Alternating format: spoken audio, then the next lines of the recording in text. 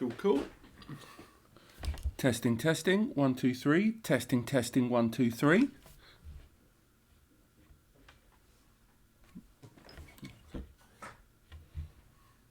Still a bit. It feels weirdly low. Are we in? We good? Right? A little bit? We're good. Let's go.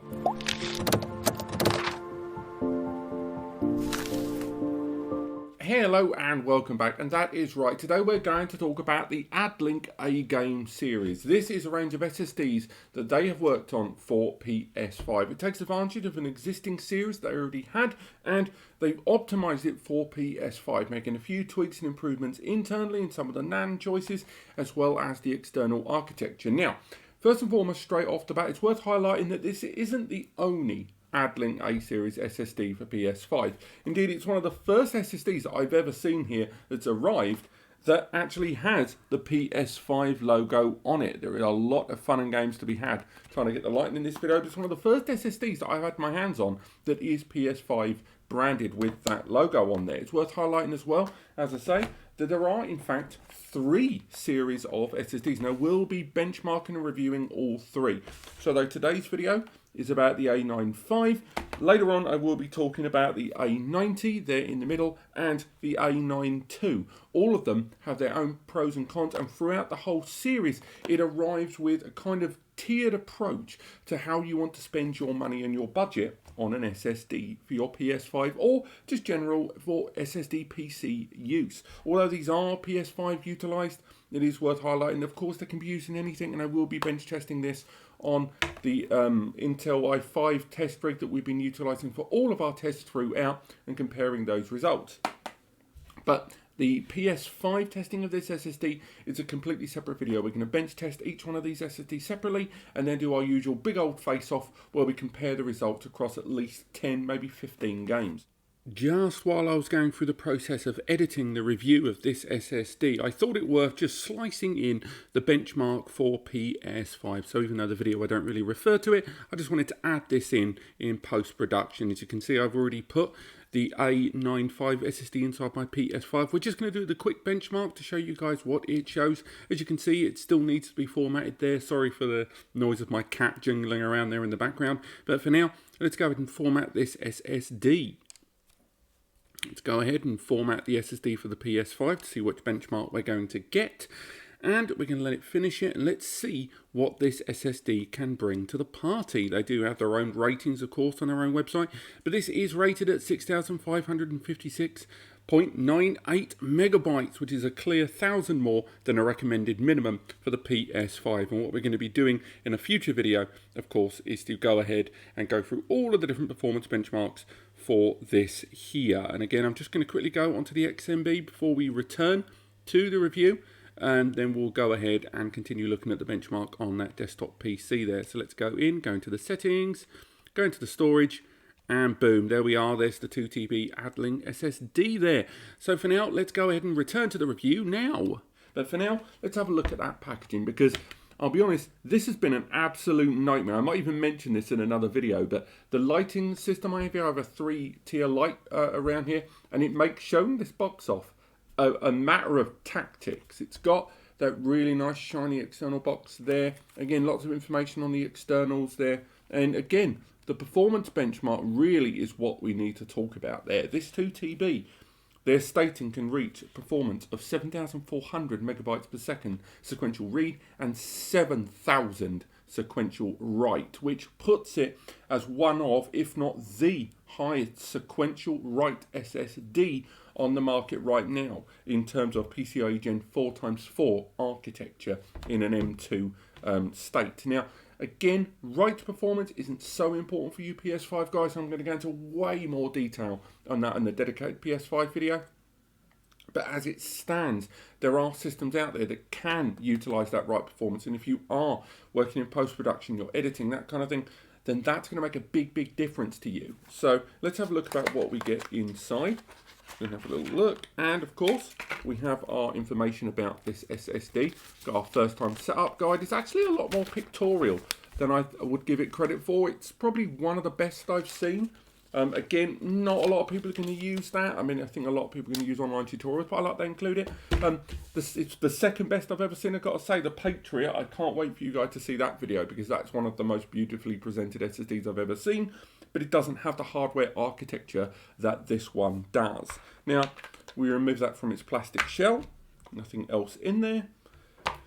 We can have a little look at this SSD. Now, it comes with an inclusive heatsink, and it is a beauty. I really like this. It's ventilated all the way around. It uses putty silicon gel there. So, unlike a lot of heatsinks that I've utilized in the past, where the thermal gel that's used inside is kind of like a pad, a stretchy pad there. It's a little bit economical.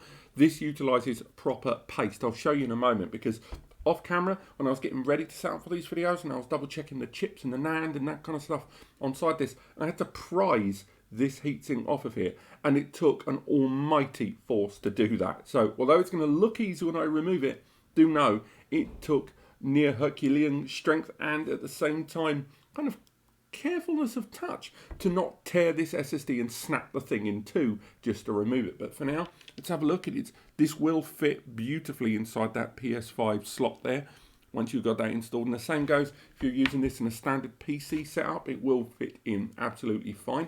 Before we go any further, let's talk a little bit about the availability of this SSD. It knocks around in 3 capacities right now: 1TB, 2TB, and 4TB. I'm pleased to say the A95 or their premium series, and it arrives at $199 for the 1TB, $400 or $399 for the 2TB, and at $799 for the 4TB. Now, so straight away, that is not a cheap SSD. That puts it more expensive than many of, say, the XPG or the Samsung, the WD, and puts it more in the similar price bracket to the likes of the Fire CUDA.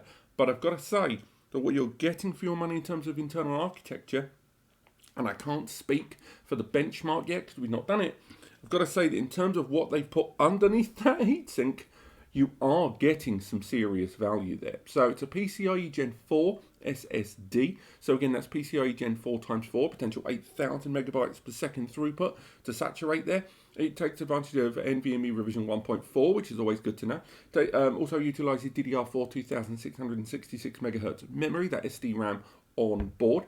The NAND on board, I'm pleased to say, is 3D TLC NAND, and it's Micron 176 layer. There aren't a lot of SSDs right now that are using that kind of NAND. So again, the Fire CUDA 530 is one of the few out there that takes advantage of that. And again, much like that Seagate Fire CUDA, this SSD also utilizes that Phison E18 controller, the PS5018. So it is, again, a beefy controller with beefy memory and exceptionally high quality NAND inside. Makes a very impressive SSD there. On top of that, the performance benchmarks rated on the 2TB go up to 7,400 megabytes per second over 7,000 megabytes per second sequential read-write. So again, that is big data, but that is some serious performance there. And on top of that, in terms of IOPS, so that's 4K random IOPS, it is rated at 1 million each way. So 1 million read, 1 million write. And again, there's a slight deviation there at the lower end. If you go to the 1TB, it dips down, to 750,000, which is still higher than a lot of the SSDs in the market right now. And on the highest tier, sequential read does go dip to 940,000. So again, still close to a mil. In terms of endurance, again, a lot of that is thanks to both the quality of that NAND and the architecture inside. It has a drive writes per day rating of 0.38. So again, not as high as the Fire CUDA, an SSD we are going to compare this against because there aren't many we can. A 0.38, so that means 380 gigabytes out of every terabyte. You can write to and refresh on this per day. Now again, console gamers or just even PC gamers, doesn't matter. You don't have to care about that. Go away. But anyone that's going to be utilising a drive like this in post-production for editing, that sort of thing, that will matter to you. And it's worth highlighting again, that drive write per day does translate into a terabytes written of 700, 1400 and 3000 terabytes written over the 1, 2 and 4 TB drive. So the first thing we're going to do is get this heatsink off here. So again, I've already done this. But trust me, this is not easy. And a large part of that is because of there. You see there? Now I'm going to have to angle that because of the light. But you can see where the chips have connected there. And that's not because it's using any kind of adhesive. It's because this heatsink is taking advantage of proper high quality silicon connection there. Now, rather than using a thermal pad, this is kind of a base clay there. So it is the composite there connecting between that heatsink, which again is very well ventilated all the way through and all the way around. But it's the fact that that means it can gel around the chips, not just on top of them, but around the chips. It's actually quite dipped in all the way through there. And again, this stuff gets on your fingers. It's a nightmare to get off, by the way. So if we have a look at the SSD itself, I've cleaned it up a little, but again, not too much, so it'll affect its performance. As you can see there, again, a lot of that clay and putty there is still on top. I'm leaving that there so it doesn't inhibit the performance later on. But we've got that Phison controller there in the middle.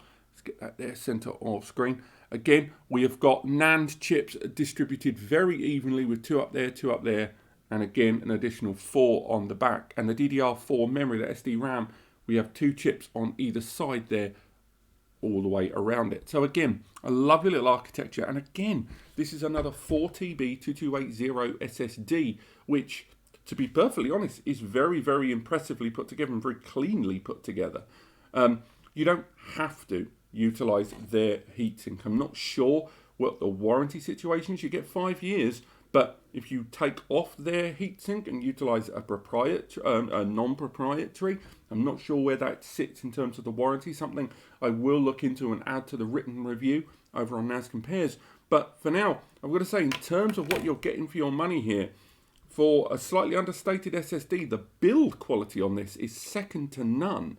Notwithstanding, I know you wouldn't know it, but the hardship I had getting this epoxy heatsink off of this was already showing just how solidified they were together. But also the quality of the NAND on board, of course the E18 controller, which is continuing to absolutely storm it, means that this is already impressing me very early doors. Now what I'm going to do now is get this SSD inside our test machine. I'm going to get it installed inside and run AJA, Crystal Disk, AS SSD, AJ, just the works. All of them are going to be run on this while we see just what the performance benchmarks of this SSD are. So let's make our way to the test machine and see what this SSD can do. Right, so we've made our way onto the desktop of the test machine. Just to give you a bit of information here, as you can see, we are running that 11th gen 6-core i5 processor there with 16 gig of memory, running Windows 10 Pro, and this is a system where the SSD is the secondary in here, the Addlink M2, that A series there. As you can see, we are utilizing it on a PCIe Gen 4x4 lane. It is taking advantage of the latest revision there, 1.4, but this is taking advantage of the secondary bay. The primary bay of this device, this test machine that is running Windows, is utilizing a 5CUDA 120, and that is the OS drive. So that shouldn't have any real impact on things, but one thing that will have an impact, of course, is screen recording software like this, OBS, as you can see there on screen. We won't be running that during the middle of the tests, because although we have already added this drive, as you can see there, the volume has been added to the system. It is already and available. If we try to run the likes of AJA while we've got screen recording software running, it will result in quite horrendous performance there. So if, for example, if we run the test there, we don't get anywhere near there at the bottom. As you can see, that irregular test regimen there at the bottom, that is not really what we want to see in this test. We will see something not dissimilar to that, but definitely the disparity between those lines is very off when we're using screen recording software. I could have used an external capture device, but that is hooked up to the PS5 system for other testing. So what I'm going to do is run all of today's tests and with OBS turned off, and then go through the results with you at the end there. So today's tests are going to include the following. The first test, of course, is going to be Crystal Disk Mark, and again, when the screen goes black there, that's when Windows is requesting admin rights in order to open these apps. So we're going to be looking at Crystal Disk, 3 separate tests there at 3 different file sizes. We're also going to be looking at AS SSD, and again, that will be 3 different file sizes. We'll also be looking at Atto Disk Benchmark there, And again, Atto, 3 different disk sizes. We will be looking at both IOPS and traditional throughput there. And of course, we will be revisiting AJA and getting performance benchmarks there on 3 different file sizes. Again, AJA, we include it just because we include it in all our other tests for the sake of comparison. But what I will add is AJA is not a great way to test SSDs like this, where the minute you go into those larger file sizes, it completely oversaturates the memory, the cache there. So again, it can drop performance. Although we include it, we only include it casually and not really as a huge referenceable point. But for now, what I'm going to do is conduct all of these tests here. And again, I will also be looking at temperatures as well. So if we open up the temperature graph there, we can see right now that for the short period of time this drive has been inside this system, the temperature has been quite low. It's been living there at the 20s pretty much consistently, peaking at 23, but hardly in an aggressive state. Obviously that will change as we go through the test, something you will see on screen, but for now I'm going to go ahead and begin our testing of this SSD. Let's see you at the results. Okay, so the tests have completed, and before we go through the results, there's a couple of things I want to touch on that came up during the course of the recording. First and foremost, the temperature on this SSD, I've really got to highlight what a good job that heatsink did.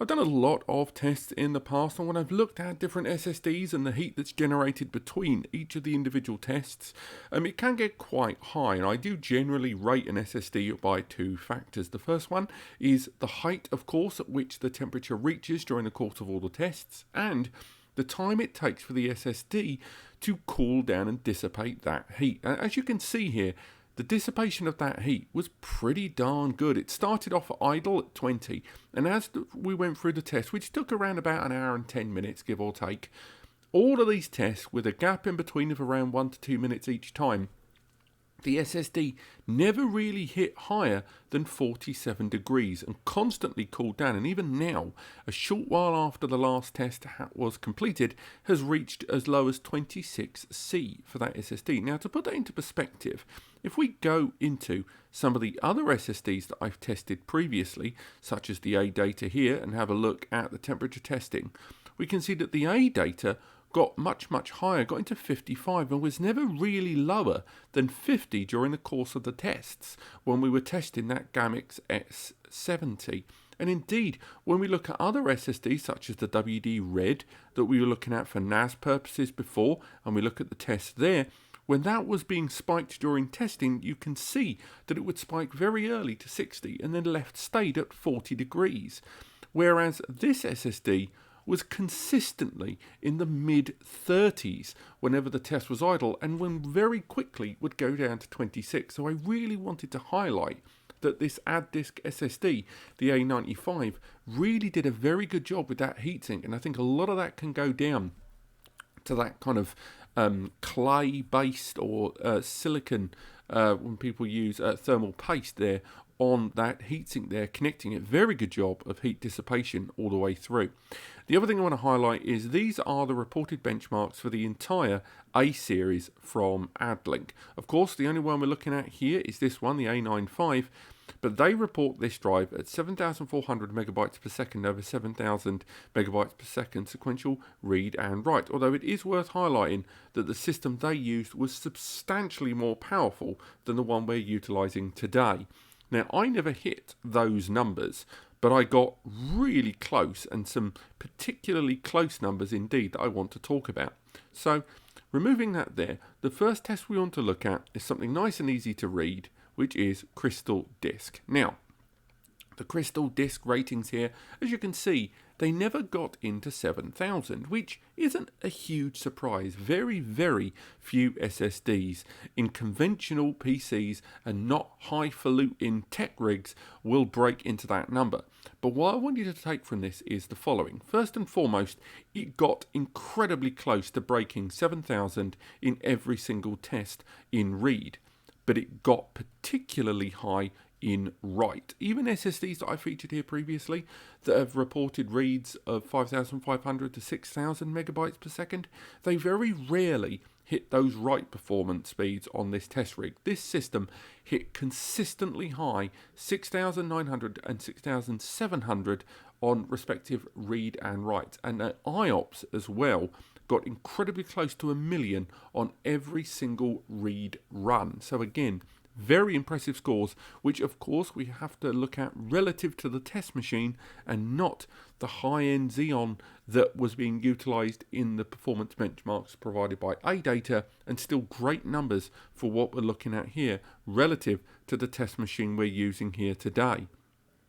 Now, moving away from Crystal Disk, we can look at slightly more feature kind of appropriate stats by moving into Atto. Now in Atto, once again, we use different file sizes here, each of them utilizing Atto and looking here at megabytes per second first. We can see that consistently the read and writes remained in the 6 gigabyte mark, above anything like 128K, pretty much consistently throughout the whole testing, hitting highs of 6.2 and even 6.3 in some places. So again, great numbers there from Atto. Again, relative to Atto and relative to the I/O and file size that we're looking at in these tests. Indeed, the IOPS figures there rated very, very high within each of these file sizes, and not the incredibly tiny file sizes that it can go down to. We're not looking at those in this particular benchmark. If we come out of Atto Disk benchmark and make our way into ASSSD, I would argue a lot more strict about its performance benchmarks with regards to other SSD tools that are out there. And again, consistently hitting that 5,000 megs using their rather stricter sequential performance measurements there. And again, we can flick over to IOPS, and again, lovely high IOPS all the way through rated on the SSD, which again, don't hit the conventional benchmarks that they recommend, but that's again because we aren't using the high-end rig that they've used for their testing. Another thing, remember, the performance measurements there, it cooled down exceptionally quickly thanks to that heatsink, something I'm really looking forward to seeing in PS5 temp tests in a later video. Then we've got AJA, and within AJA we ran 3 tests, and again, I'm going to need you to ignore the top number, because the top number, once again, because of the way AJA conducts its tests, these numbers are not appropriate. What we need to look at are the bottom numbers here, and the peak performance there on both read and write, consistently high on all 3 of these test regimens all the way through. So again, we're looking at the bottom numbers there, and again, consistently high numbers there with very little sustained drop. So again, lovely stuff there, and I know a number of you that are slightly less au fait with SSD will wonder why we're not hitting these recommended high numbers here, but again, it's worth bearing in mind that these are performed in a substantially higher system than the one we're utilizing for this video.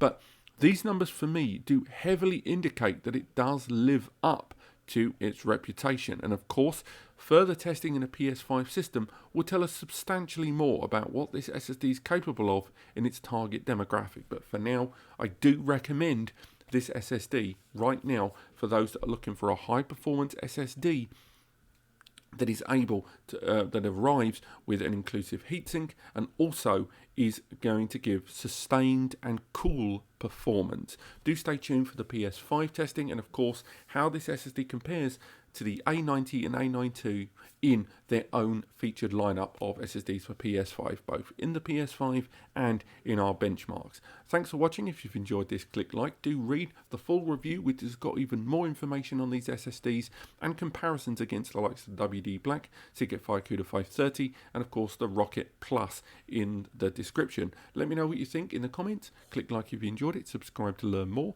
take advantage of the free advice section at NAS Compares, and I will see you next time.